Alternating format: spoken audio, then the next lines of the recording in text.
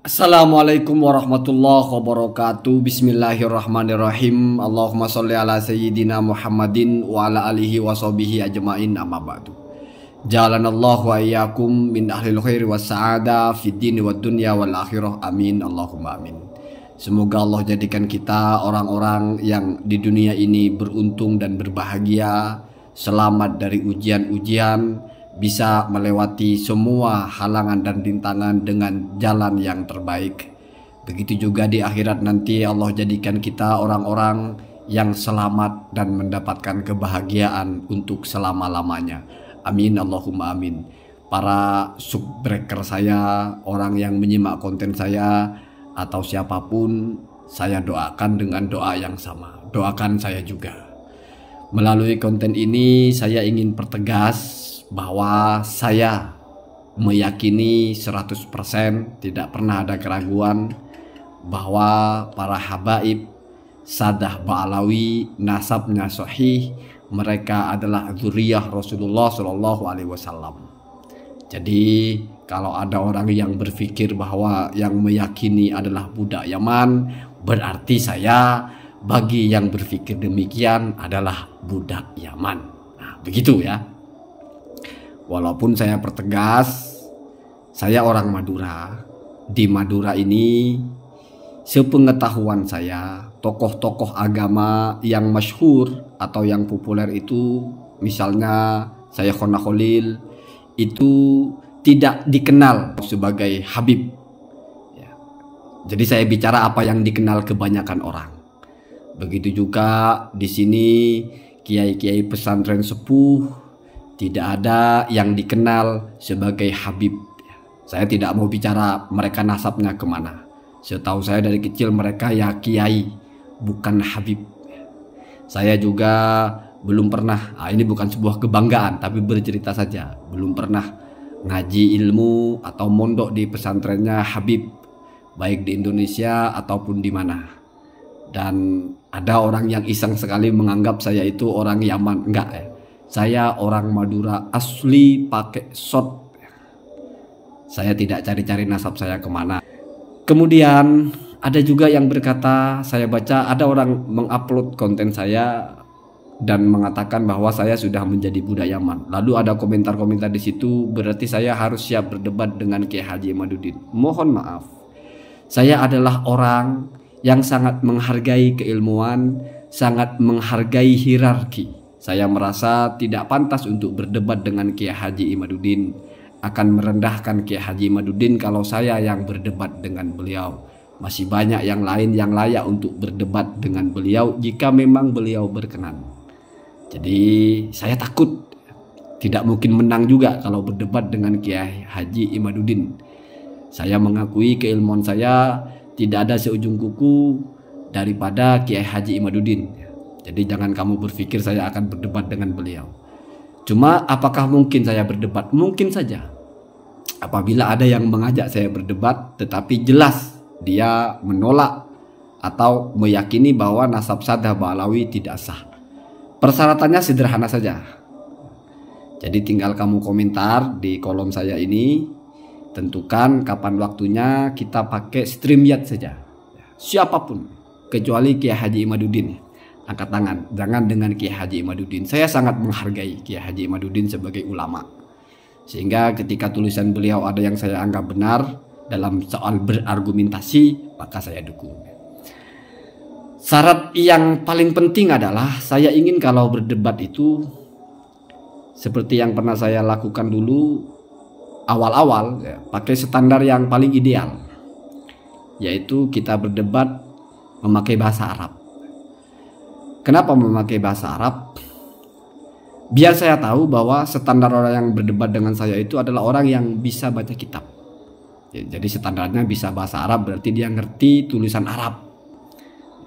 Sehingga dia tidak akan ada masalah ketika membaca bahasa Arab, tulisan bahasa Arab di kitab. Jadi Anda tidak percaya dengan Sadah Ba'alawi sebagai dzurriyyah Nabi, silahkan berhujah, nanti saya akan membantah. Tapi bukan dengan Kiai Haji Imaduddin ya. Jadi tolong dicatat, saya tidak menentang Kiai Haji Imaduddin ya. Ada yang sudah menentang Kiai Haji Imaduddin, itu sudah ada yang layak, mungkin dari kalangan habaib atau siapa. Nah, perdebatan dengan saya itu fokus kepada hujah secara ilmu kitab, ya. Berdebat tentang keabsahan nasab Ba'alawi dari sisi kitab. Makanya syaratnya adalah kita pakai bahasa Arab. Ya kalau misalnya di tengah jalan saya tidak mampu, ya lawannya mampu, saya mundur. Atau lawannya tidak mau pakai bahasa Arab, ya saya pertimbangkan ya, masih lanjut atau tidak. Setidaknya ini adalah persyaratan yang mungkin masih bisa diganggu gugat lah. Ini saya hanya memberikan batasan dengan siapa saya akan melayani kalau ada yang berdebat. Judulnya berdebat. Kenapa berdebat? Karena sudah jelas posisinya tidak sama. Saya meyakini dan yang akan melawan saya itu tidak meyakini. Siapapun, dari YouTuber lah, mungkin siapa-siapa saja ya. Tidak perlu saya sebut namanya lah ya. Saya tidak mau menantang personal, tetapi barangkali ada yang mau ya, berdebat. Ya berdebat secara kekeluargaan, friendly ya. Nggak ada musuh-musuhan ya. Prinsip saya itu kalau bicara ilmu ya bicara ilmu. Kalau bicara tentang apa yang kita yakini ya bicara tentang apa yang kita yakini. Jadi sesederhana itu. Tidak perlu lalu merasa ini sesat masuk neraka. Enggak ya. Saya menghargai semua pendapat. Saya malah memandang ini mungkin pada akhirnya adalah sebuah perbedaan pendapat saja. Tetapi kalau memang ada yang merasa siap atau harus berdebat dengan saya atau penasaran untuk berdebat, ya boleh-boleh saja ya. Cuma ya itu tadi ya. Standarnya pakai bahasa Arab, kita coba pakai bahasa Arab ya. Misalnya bahasa Arab yang memaksakan saja nggak apa-apa. Ma hujjatuka fi anna nasabahu munqati ya. Min aina jaa mustalah inqita fin nasab hal soha inda nasabin atau dan sebagainya lah ya. Kenapa? Karena kalau pakai bahasa Arab itu enak. Nanti tidak semua orang yang tidak ngerti itu komentar. Jadi biar yang ngerti saja yang berkomentar gitu ya. Karena kalau sudah berdebat itu momennya sudah kita mau benar-benar berhujah, mau benar-benar mengeluarkan apa yang mungkin selama ini belum dikeluarkan ya. Jadi momennya adalah momen spesial gitu ya. Jadi semoga ada yang berkenan siapapun ya. Kecuali jangan Kiai Haji Imaduddin ya. Kenapa? Karena saya merasa belum layak untuk berdebat dengan beliau dan juga ada yang lebih layak untuk berdebat dengan beliau. Ini kita bicara apa yang bisa kita bicarakan secara ilmiah. Kalau masalah meyakini atau tidak urusan masing-masing ya. Jadi begitu ya. Allahumma hdina ahda sabil, apapun keyakinannya, sama-sama orang Islam, nabinya sama-sama Nabi Muhammad Shallallahu Alaihi Wasallam, kitab sucinya sama-sama Al-Quran, rukun Islamnya sama, rukun imannya sama, sholatnya sama, bahkan sama-sama orang NU mungkin, sama-sama Ahlus Sunnah wal Jamaah. Jadi hanya berbeda dalam masalah nasab satu kelompok. Kenapa kita harus menganggap ini sebagai sesuatu yang tidak bisa berbicara secara baik-baik? Saya fokus di kajian nasabnya, tidak berkaitan dengan Ba'alawisasi atau tidak berkaitan dengan Yamanisasi, apalagi berkaitan dengan ranah politik, apalagi berkaitan dengan ucapan-ucapan mereka yang menyimpang, itu kajiannya lain. Fokus masalah keabsahan nasab ya, itu. Jadi tidak perlu berhujat dengan perilaku begini, perilaku begitu. Ada kuburan tiba-tiba dikasih nama Habib, itu sudah kajiannya lain. Apalagi perampokan kota, perampokan desa, perampokan provinsi atau apa, itu sudah lain. Haul dan sebagainya itu sudah urusan lain. Kita fokus di masalah apakah nasabnya sah atau tidak sah. Nasab Sadah Ba'alawi.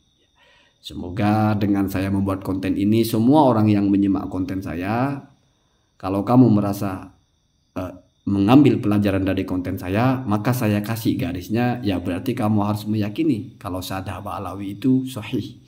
Kalau kamu termasuk kepada orang yang tidak meyakini mereka sahih, berarti kamu tidak mengambil dari konten saya. Karena qasdul lafdi ala maksudil lafid. Apa yang kita bicarakan itu tergantung apa yang dimaksudkan oleh kita. Mungkin kalimat-kalimat saya ada banyak yang bermacam-macam ihtimal. Ini seolah-olah mendukung, membenarkan penelitian Kiai, ini seolah-olah menolak. Maka saya pertegas. Secara garis besar, saya berseberangan dengan Kiai Haji Imaduddin di dalam masalah kesimpulan nasab Ba'alawi batal atau tidak batal. sahih atau tidak sahih. Tetapi saya sepakat dengan Kiai Haji Imaduddin di bagian misalnya tidak ada kitab yang riwayat di sezaman atau sebelum kitabnya Ar-Razi yang menyebutkan bahwa ada orang bernama Ubaidillah sebagai putra Ahmad Al-Muhajir. Dokumentasi ulama nasab maksudnya ya.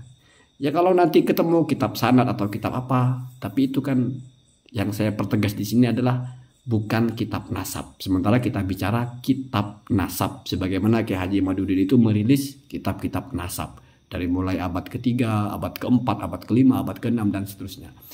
Dan Allah wa yakum ajma'in. Semoga semuanya bisa memahami. Assalamualaikum warahmatullahi wabarakatuh.